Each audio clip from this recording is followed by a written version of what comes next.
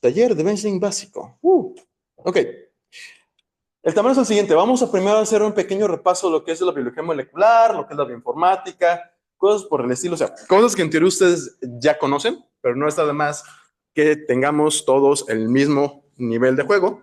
De ahí vamos a ver lo que es una de las bases de datos más importantes para la biotecnología, que es las bases de datos del Centro Nacional para Biotecnología Informática de Estados Unidos. ¿Ok?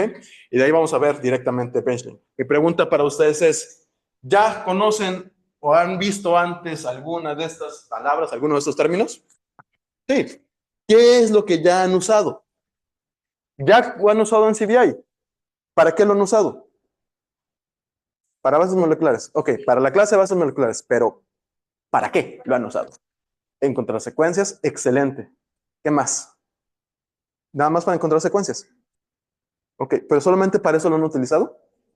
Ok, bueno, vamos a saber un poquito más entonces lo que hace NCBI. Pero bueno, primero lo primero. ¿Se acordaban de esa slide donde dijimos que es básicamente el workflow de lo que incluye o involucra la serie ingeniería genética, ¿no? No solamente la parte que haces en el laboratorio, que es básicamente hacer este control C a tu gen de interés, control X a tu vector, control V para juntar vector y gen de interés, y luego control S para guardar y juntar todo al final, sino que también incluye la parte de diseño, ¿ok? Básicamente lo que conlleva toda la parte de computación, toda la parte de pensar y planificar bien lo que vas a hacer en el laboratorio para que una vez que lo hagas, todo salga padre. ¿Ok? ¿Se acuerdan de eso, verdad? Bien. Ok, ahora, importante. Cuando estás planificando una estrategia, un experimento de ingeniería genética, tienes que pensar en tres cosas. ¿Qué, quién y dónde?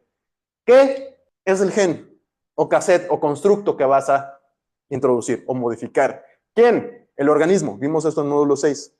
En qué cepa, en qué especie, en qué filo, etcétera, etcétera.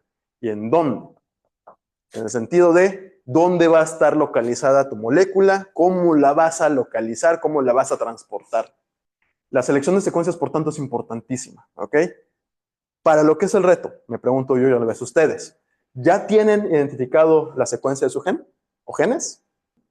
¿Más o menos? Más o menos. ¿Ya tienen identificado el vector que van a utilizar? Vamos a ir pensando en esto. ¿Saben dónde encontrar vectores? Que vamos a verlo el día de hoy también. Dentro del vector, una vez que ya lo tengamos, hay que identificar los elementos importantes, cosas que vimos la clase pasada en el módulo 5. El origen de replicación, los marcadores, las enzimas de restricción posibles, cosas por el estilo. Y los elementos de regulación que van a ser parte de nuestro constructo dentro de nuestra casa de expresión. La idea que les mencionaba en la clase pasada de que no todos los genes son importantes o no todos los genes tienen que estar activos siempre y en todo lugar, pues bueno, eso nosotros también podemos controlarlo desde la parte del diseño, ¿ok? Para eso vamos a tener que consultar bases de datos y o hacer un blast. ¿Han hecho un blast anteriormente? ¿No? ¿Les suena la palabra blast o les suena el término? Ok, vamos a ver también de qué trata esto. Y la verificación. Ya que seleccionas tus secuencias, ya que haces tú tu ensamblado, verificas que tengas, bueno, antes de hacer tu ensamblado, perdón, te encargas de optimizar tus codones, es decir, te aseguras, ¿ok? Que todo esto haga match, que todo esto sea compatible con tu bacteria o tu organismo que quieres modificar. En particular, que la secuencia que tú agarraste realmente corresponda al gen o a la función que estás buscando generar, ¿ok? Y de ahí es más sencillo, diseñas tu cassette. Es decir, planificas cuál va a ser el ensamblaje de tus genes de tal manera que obtengas el resultado deseado. ¿Okay? No solamente tu proteína, sino también tu proteína en el momento, en el lugar, en la cantidad que tú esperas. Y eso involucra conocer el marco de lectura, pensar en la forma en que vas a hacer el ensamblaje de las moléculas, primers, oligos y demás que sean necesarios. Y está aquí tapado, pero aquí dice métodos de validación, ¿ok? Siempre es importante, eso no se los olvide, sobre todo para lo que es el reto, cada que ustedes diseñen o expliquen una metodología a seguir para el socio formador, siempre tienen que también incluir una forma de validar de que lo que están realizando, lo que están proponiendo que se vaya a realizar, realmente esté ocurriendo como ustedes están planeando que se realice. ¿Okay? Es decir, si vamos a construir un vector, ¿cómo nos aseguramos de que el vector está bien construido? Si vamos a hacer una transformación en una bacteria, ¿cómo nos aseguramos de que la bacteria realmente está transformada? Si nuestra bacteria va a expresar una proteína, ¿cómo nos aseguramos de que está expresando la proteína correcta? ¿Se entiende la idea? ¿Sí? Bien. El cassette como tal es un constructo, es un ensamblaje. Todavía no vemos eso en módulo 5, sin embargo, les adelanto tantito que un cassette constituye la idea de todos los elementos que sean necesarios. Es el paquetito, es el programa que la bacteria corre para generar la función. ¿Ok? Incluye no solamente la secuencia de tu gen, incluye también un promotor para activarlo.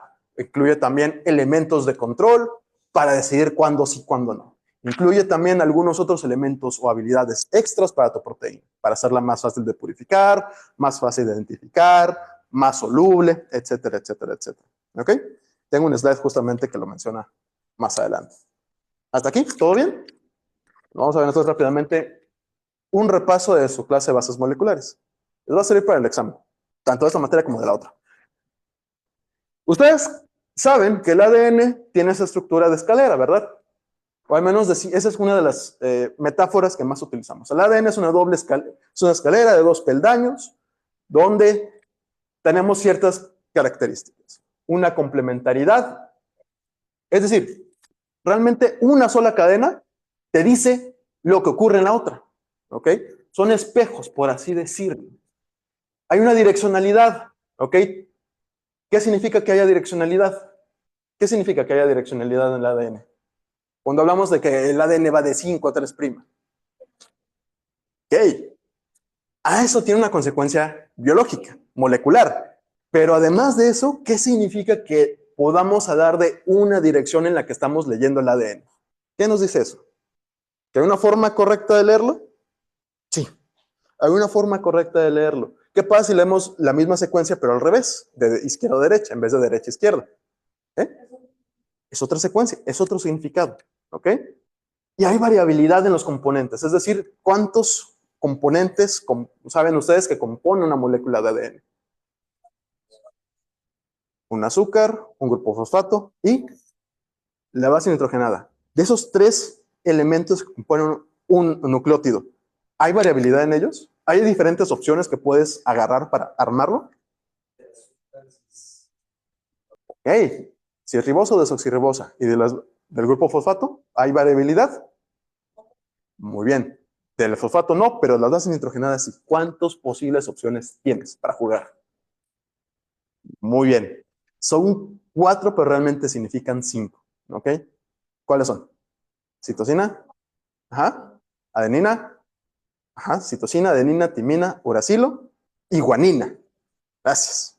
Muy bien. ¿Qué significa esto?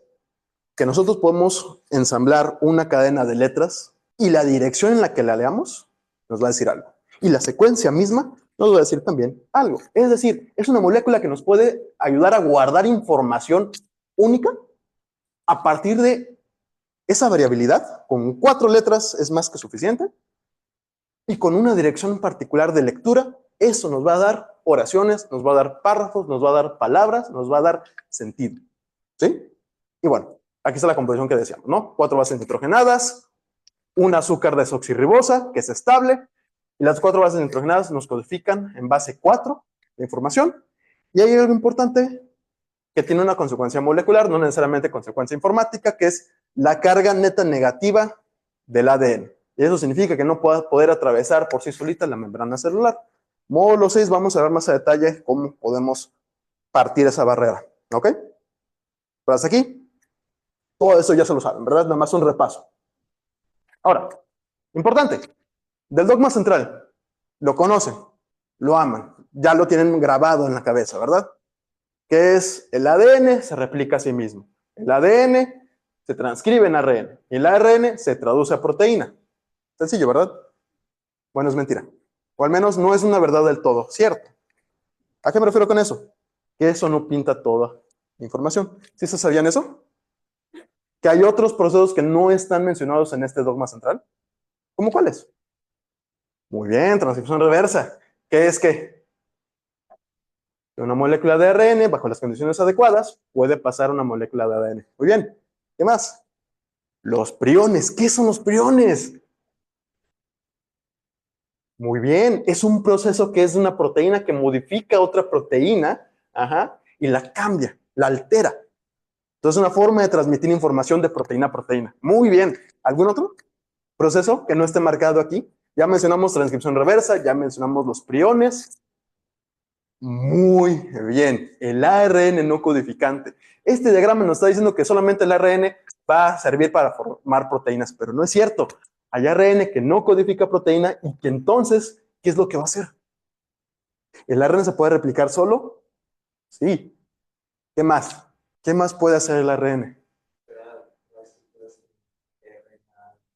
Ok, hay estructuras de ARN que forma el mismo ARN para hacer funciones como la transferencia de aminoácidos. ¿Qué más? Los ribosomas. ¿Qué más? Regula. También puede regular estos procesos. Puede ser una llave, puede ser un estorbo para poder llevar a cabo todo lo demás. Muy bien. Un poquito sobre lo que son genes, cromosomas y demás. Esto en particular con respecto a los eucariotas, pero bueno, algo de estos elementos también se parten en procariotas. Ustedes conocen que el ADN normalmente está todo desenrollado durante las fases de crecimiento normal de la célula, pero cuando llega la fase S, que es la fase de síntesis, la molécula se duplica. ¿Ok? Agarra los orígenes de replicación y tienes una copia idéntica del ADN. Llega la profase de la mitosis y entonces se condensan los cromosomas, se juntan, se apachurran y forman esta estructura que conocemos, que hemos visto de las cromátidas hermanas. Esta X, donde tenemos dos copias idénticas juntadas por un centrómero. ¿Sí? Llega la anafase de la mitosis, se separa, ¿verdad?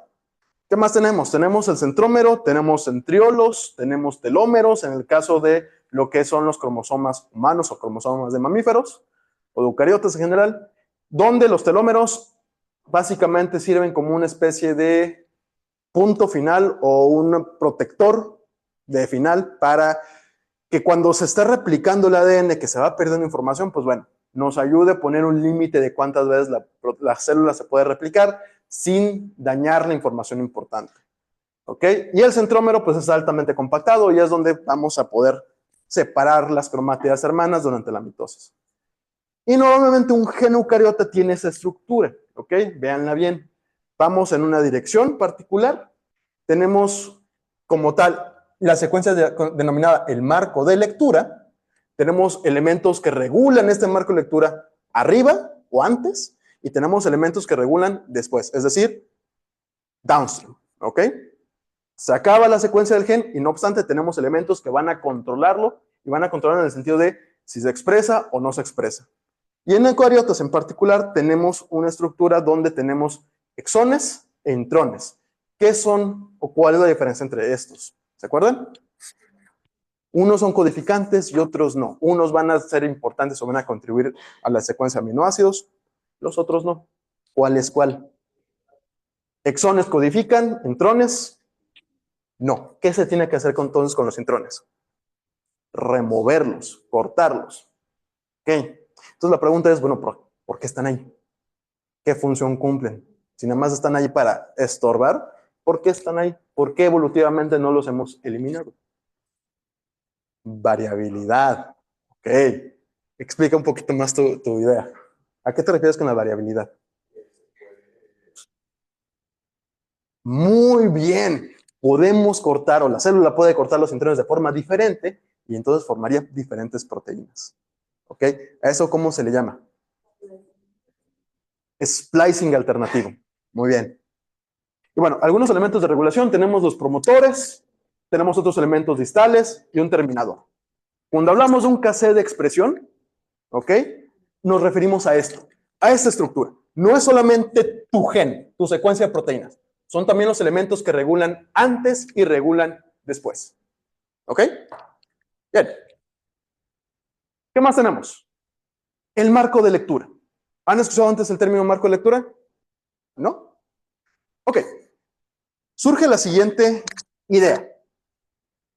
¿Cuántas formas yo les puedo escribir esta oración en inglés? rat, it, cat.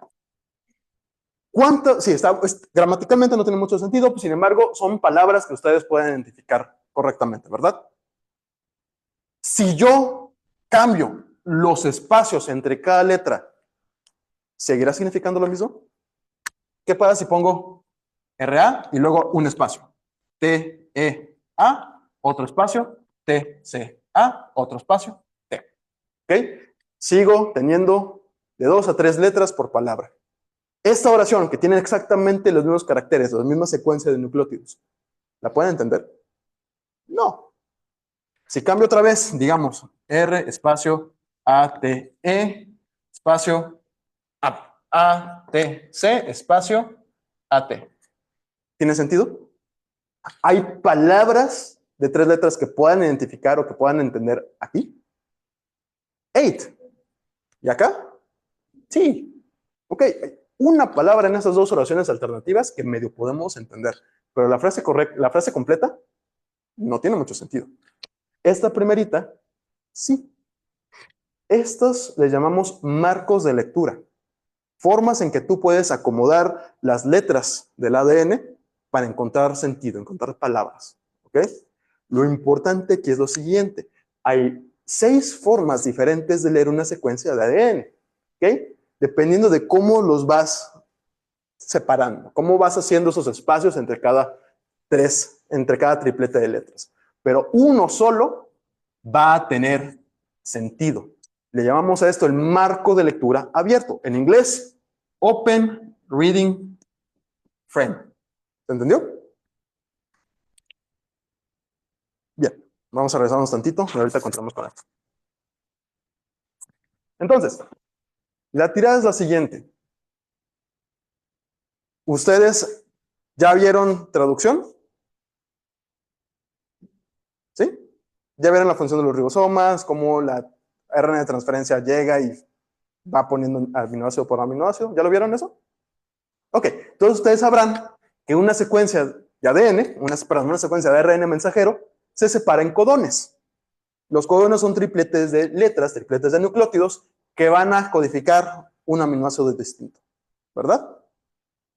Y siempre tenemos una marca de inicio y una marca de final que nos va a delimitar dónde está la secuencia importante.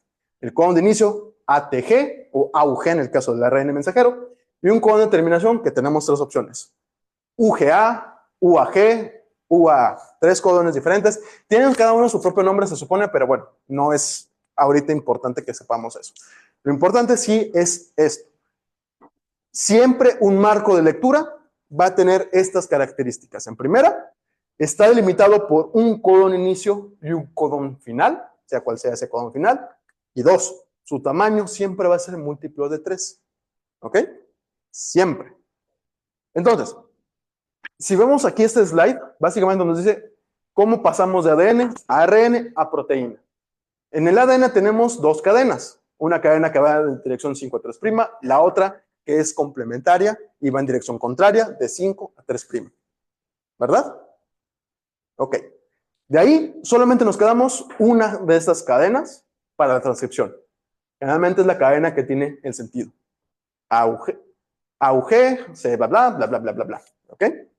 Todas las timinas se cambian a uracilos. Y luego, de aquí pasamos a que 3 nucleótidos, un codón, nos corresponde a un aminoácido. ¿Qué es lo que está pasando aquí? Tal vez no está muy claro en el diagrama, pero vamos perdiendo información cada que pasamos de un paso a otro. ¿Qué estamos perdiendo, por ejemplo, al pasar de ADN a ARN? ¿Qué perdemos? ¿Qué es lo que se logra transcribir?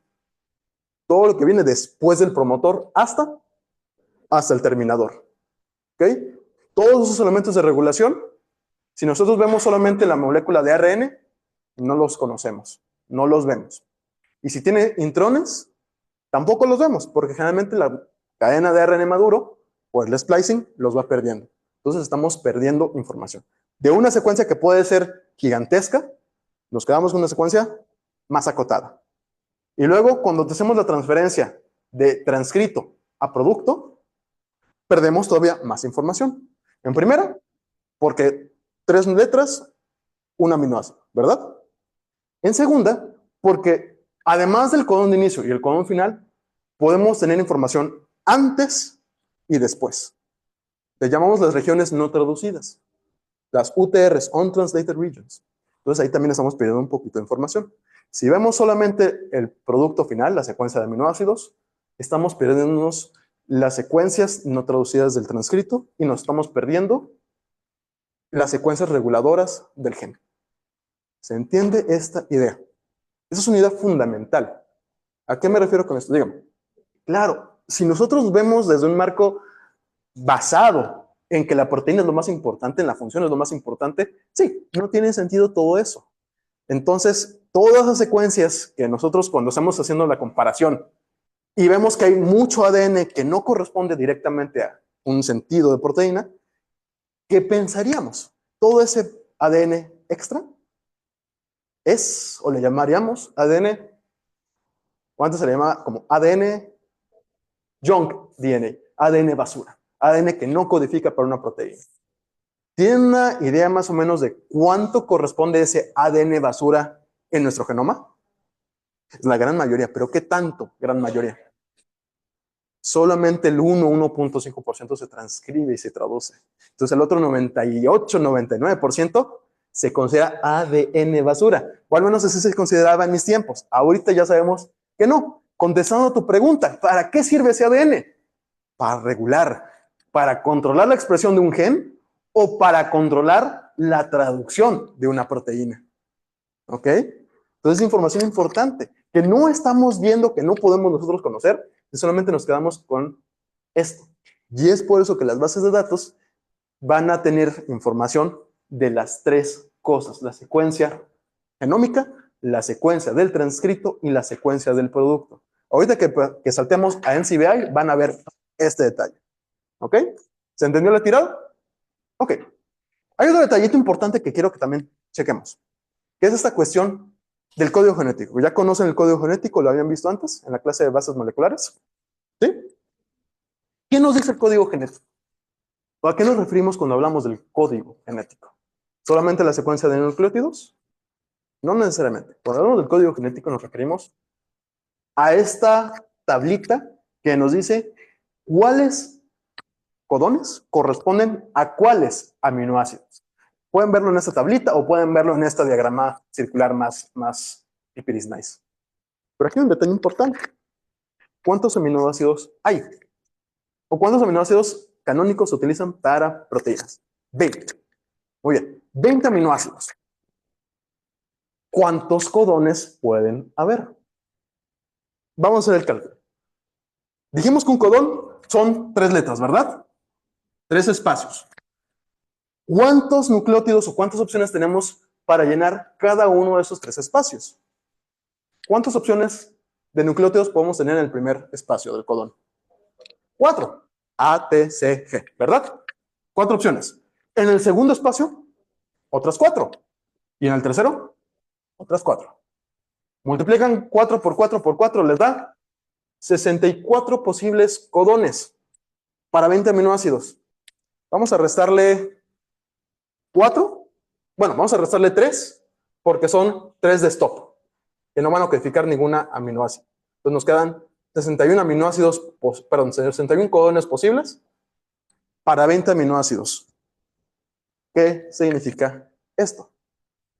Nos están sobrando muchos codones. Entonces, por lógica, podemos esperar que va a haber más de un codón por cada aminoácido.